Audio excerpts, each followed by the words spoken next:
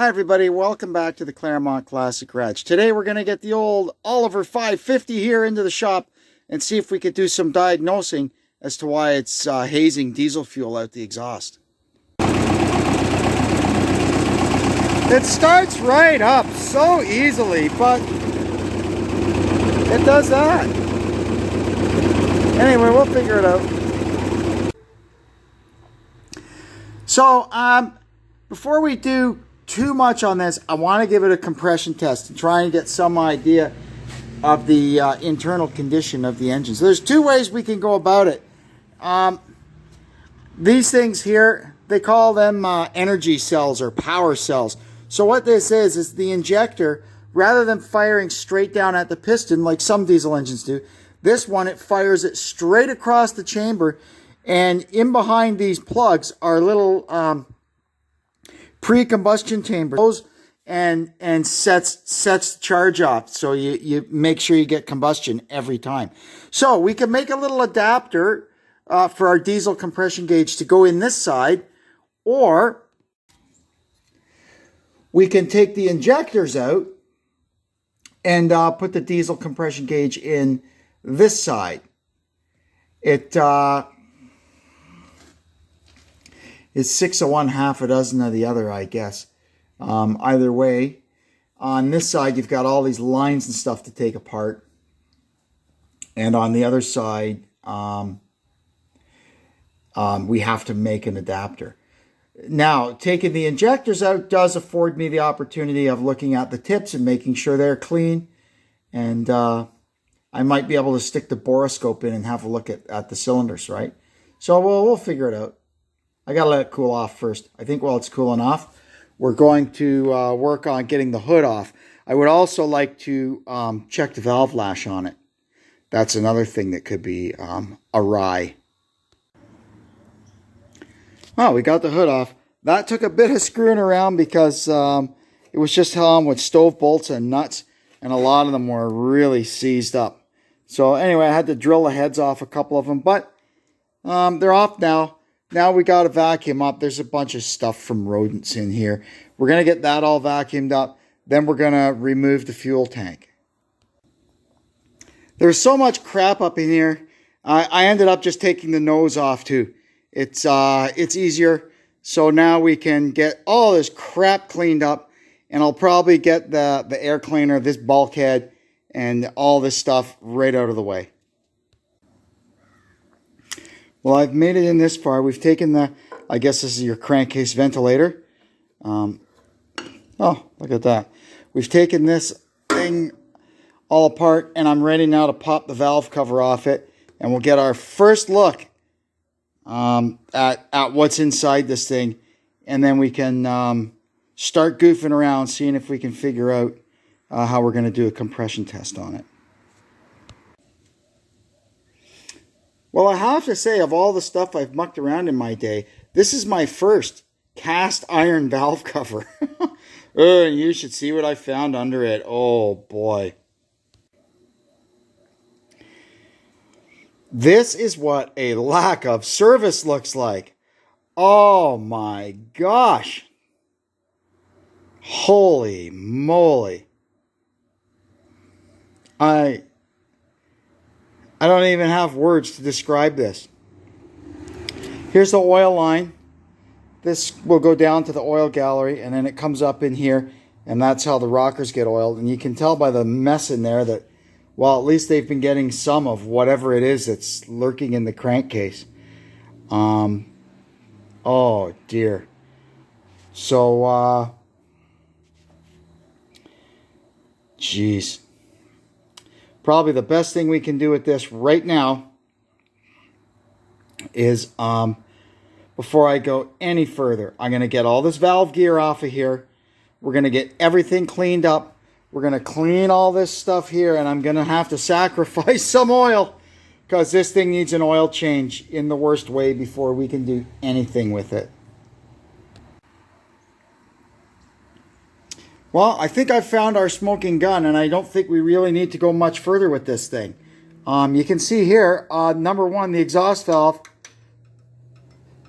We've got a broken valve spring. See that? Well, that's going to cause problems. Now, I hope it hasn't burnt the exhaust valve. All we can do is I may have to pull the manifold off because the port's right there. I may be able to look in there with my boroscope and see it. Worst case, we have to take the cylinder head off. But the easiest thing to do is to put a valve spring on it and try it. There's another broken one there. Yeah, so she needs some valve springs. That's for sure.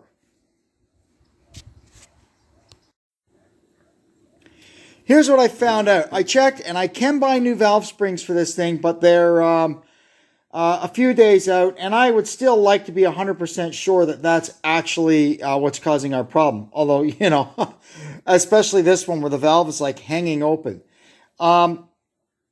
So what I found out, I went and dug into my 8N Ford part supply, and I got a set of a couple of Ford valve springs, and I measured them up, found that they're the same diameter, spring diameter, as the Oliver spring. They turn basically the same RPM. The wire diameter seems to be pretty close. And then what I did was I turned the engine until we had a valve at maximum full lift, right? And measured the height of the spring. And then I compressed our 8N spring to a little more than that, just to make sure we weren't getting anywhere near coil bind, which we're not. And then the only thing I can't be quite sure is the closed spring, like the free height of the spring. I got to try and look that up on the computer. But it does look like when it's together, like the free height of this is about 3/16 of an inch less than the installed height of the spring is less than the free height of this one. Sorry, I got a little word salad there. So anyway, what we're going to do is we're going to go ahead and pop in these two Ford springs just to see what happens, to see if it runs better, and we'll go from there. I don't see any timing marks on this thing anywhere. So what I did was I turned the engine in the direction of rotation, and I just watched the valves. And I waited till the intake valve opened, and then the intake valve closed. So that's usually around, bottom dead center. And then I turned the crankshaft 180 degrees from there, and that should have the piston up around top dead center. So what we're going to do now is we're going to pull the rocker shaft off, and we're going to change this valve spring. That looks a lot better. Now I'm going to clean up the inside of the head. On some diesel engines, the piston comes up so high, it just about touches the valve, like just about touches the underside of the head. So you can put the piston to top dead center, take the valve spring off, and the valve just sits there because it lands on the piston. I'm not sure of the configuration of this thing or not, but I can tell, like, the piston is at top dead center as near as I can tell, and I'm scared I'm going to lose the valve down in there. So what I've done, luckily this thing has the Oliver power cells, which are just pre-combustion chambers to get the engine going. So, but what's handy is you could take the plug out, take the thing out, and you can make a little thing that screws in there, and we could fill this cylinder up with compressed air. It's a 1-inch fine thread. This is, if you go down to a hydraulic place, this is a 3/8 bulkhead connector, and it'll just screw right into there. We got an air chuck on there. Now, I hope this generator isn't going to be in the way. So we're going to try and just fill this cylinder with compressed air. There we go. And that is tight against our, that's tight against the insert for the pre-chamber. So that's good. That shouldn't leak too badly. If we can get an air hose on there, we can fill this up, and that should hold the valve shut. If it doesn't hold the valve shut, then that means that exhaust valve may be bent, damaged, burnt, something. But let's hope for the best and see what happens. I did have to take the belt off and swing the generator out of the way, but this should work now.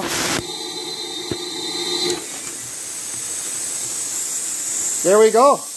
I'd say our valve is good. It's leaking a little bit around here, but I don't hear anything leaking out the exhaust. So Get our keepers out.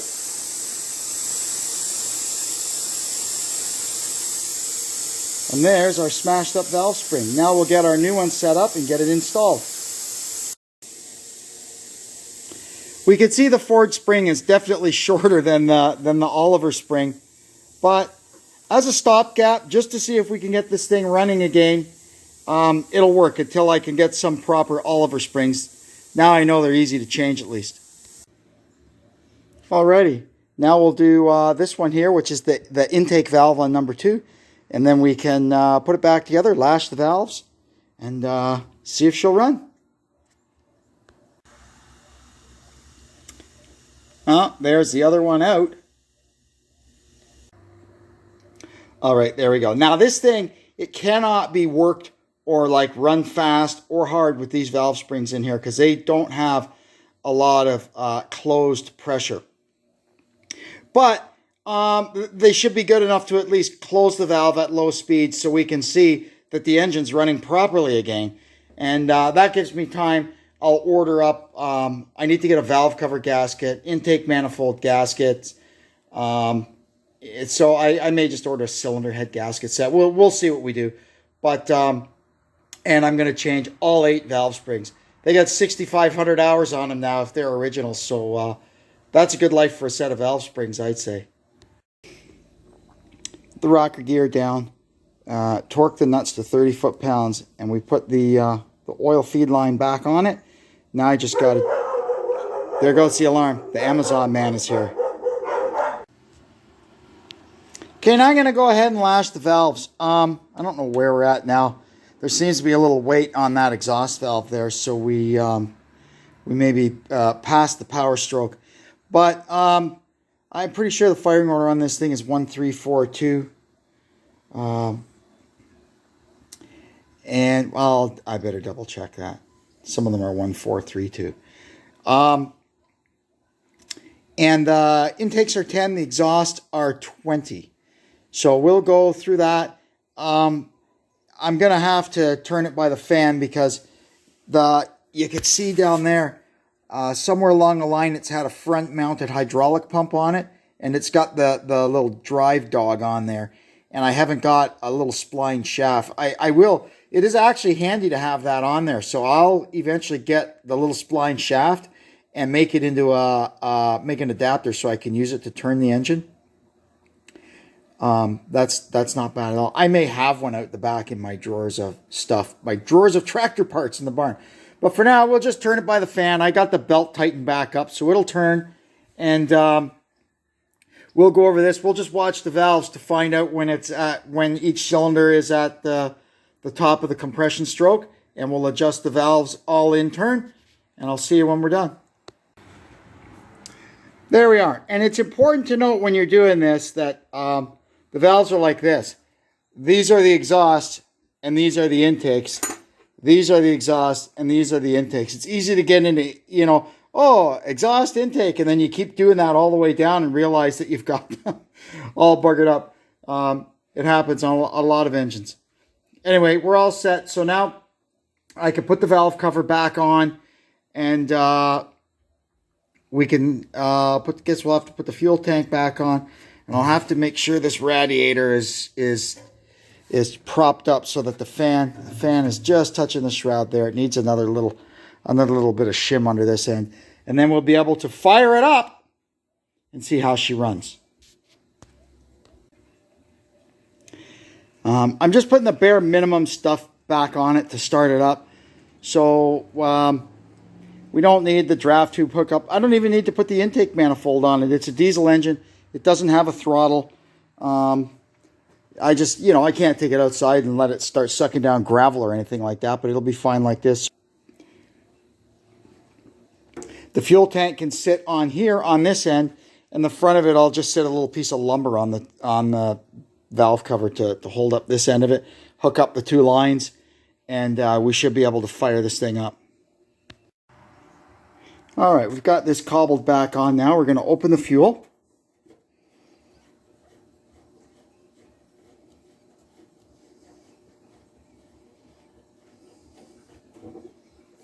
And we'll pump the primer a few times here. Where is it? There it is.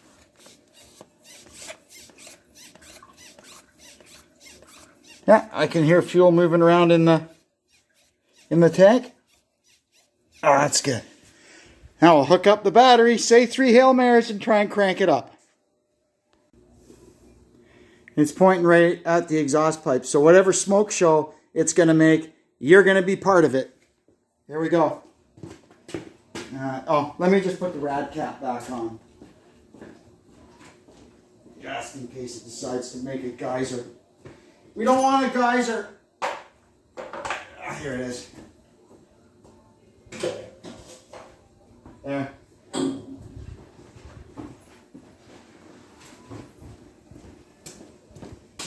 This thing, it's like a jungle gym going up the back of it.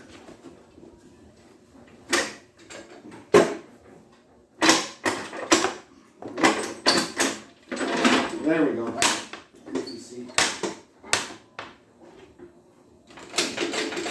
Neutral.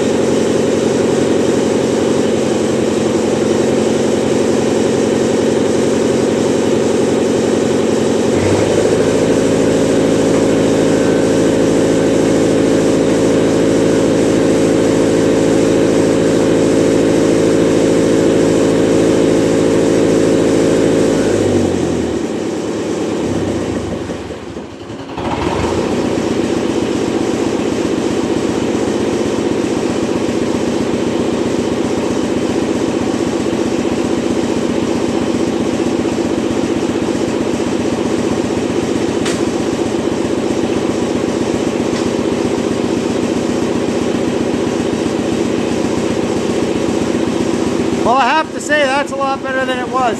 It's still puffing out a little bit, but I kind of think that might be oil. I'm going to try and see what we see here.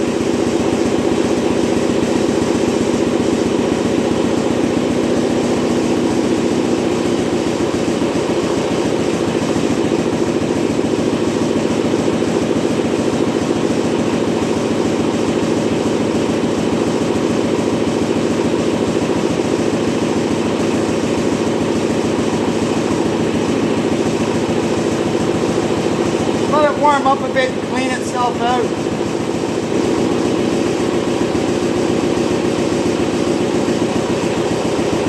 Let me speed it up a bit.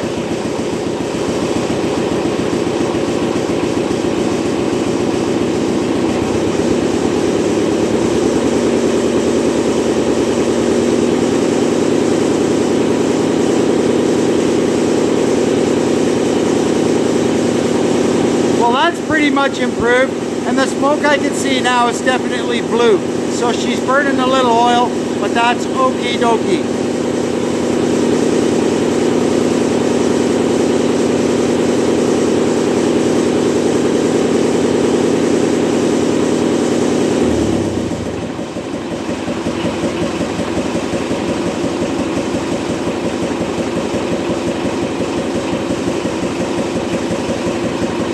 The oil in this thing is so bad.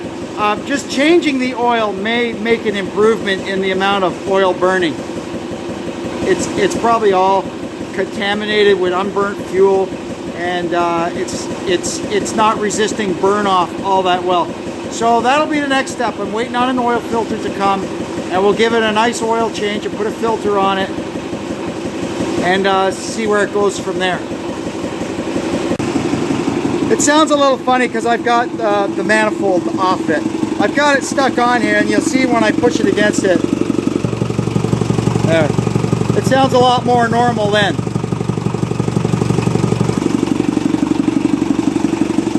But that's good. We'll consider that a victory. I'm going to go in the house now and look up some parts, and we can take the next step. I am very, very happy. Well, I'm pretty happy how that worked out. I'm just tickled. That's awesome. The thing runs like a champ. It does burn a little oil, and there was, I could feel quite a bit of blow-by coming out the vent port on the valve cover. But that oil, it's like swill. It's all contaminated with fuel and everything. So I'm not going to pass judgment on anything until we've given it a good service and got nice, clean, fresh oil in there. And then we'll run it a bit and see what happens. Worst comes to worst, I have to re-ring it. It's nothing on these, right? You just pop the head off, pop the bottom off. One by one, you pull them out, hole in the cylinder, re-ring it, put it back together. It's nothing. And then we'll have a really nice machine. Luckily, you can still get all the parts for it. So we're going to look into that, figure out what we need, and go from there. Anyway, I'm going to take off now. Hope you'll come back and see us again. See how the old Oliver's coming along. And until then, I'm Kevin saying so long from the Claremont Classic Garage.